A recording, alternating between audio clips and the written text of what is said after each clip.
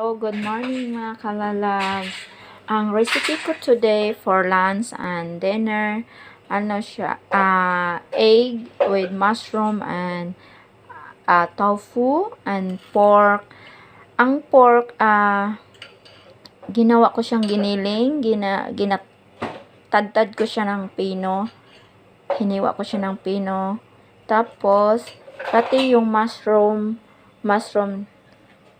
hiwa ko siya ng maliliit, hinalo ko siya dito, gimatol ko siya sa itlog, tapos yung itlog, 4 pieces itlog, tapos kung gaano ka, isukat mo na yung egg, tapos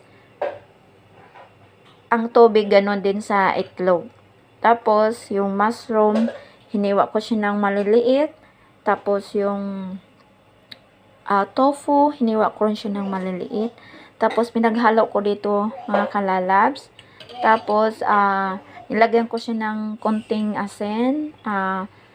Tapos, black pepper powder. Tapos, and powder chicken. Tapos, gimix siya ng gimix. Hinalo ko siya. Yan. Halo ko siya. Tapos, nagpainit ako ng water. I-steam siya guys, mga 20 minutes. I-check lang kung, i-try mo lang sa gitna kung luto na yung gitna. Next, tapos, I add the tofu. Yung mushroom guys, nandito na po siya. Hiniwa ko siya ng maliliit.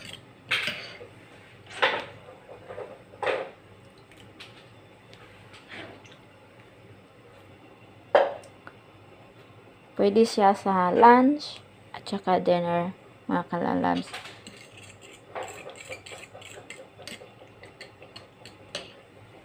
Ito yung tofu. Halo siya ng halo.